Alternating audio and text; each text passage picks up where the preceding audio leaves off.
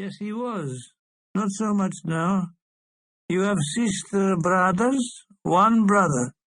Is he older or younger? He's younger. What he do? He's in the army in Germany. Before the war, he was studying to be an artist. Your family all artists? How you say, artistico? Yes, my mother was a trained singer and she played the piano. My father sang and danced. What kind of dance? Tap dance. Oh, like American Fred Astaire. Oh, yeah, little more like Bill Robinson. Who, Bill Robinson? Oh, dear. No. It was the conversation that millions of people make when they first meet. Looking at it these 40 years later, it looks boring. So what made it worthwhile at the time? The sound of her voice, the movement of her lips, the look in her eyes, and that peculiar tilt of her head when she spoke. Her hand gesturing to make a point. Yes, I suppose all these things, and the unexplainable biological call of matching chemistry that takes charge of you and dedicates it to another person. It's pretty miraculous stuff.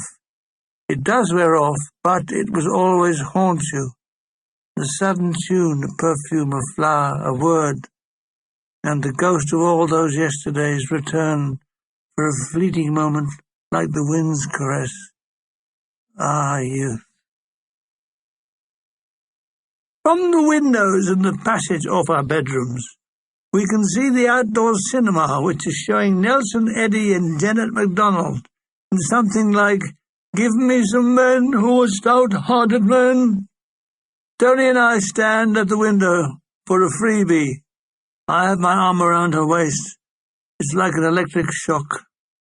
We watch as Janet and Nelson shriek at each other face to face, "I am thine forever!"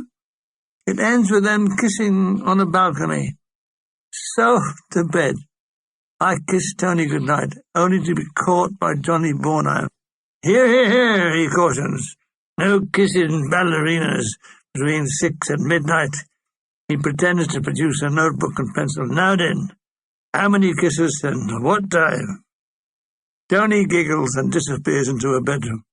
"Good night, Terry."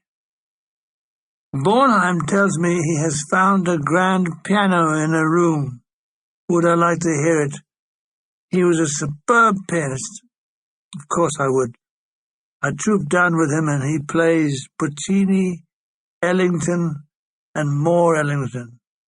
By then it's midnight. I hie me to bed, my head full of flowers and Toni. Oh, those kisses.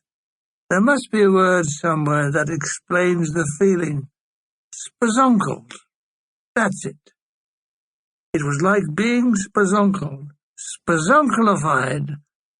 I lay in bed smoking a cigarette and steaming with love.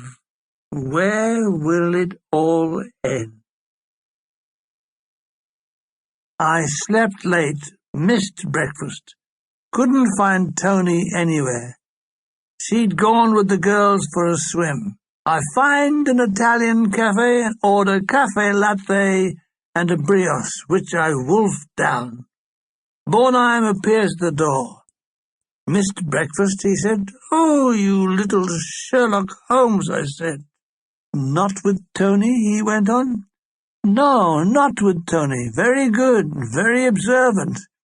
He settles down to a coffee. "Seen the theatre?" "No, I hadn't." "Very nice. Small, but very nice, called La Galleria." "Been for a swim yet?" "Yes, last night with Toni." "Oh, you dirty devil. Midnight swims, eh?" Bornheim doesn't understand the purity of this romance. "When are you going to give it to her?" he said, and I shudder. I'm above all this. I'm no longer lecherous Gunner Milligan, but nice Terry Milligan. Bill Hall thinks we need to practice and think of some new ideas. So we retire to my room for 2 hours, playing those jazz standards. I still love Georgia Brown. Poor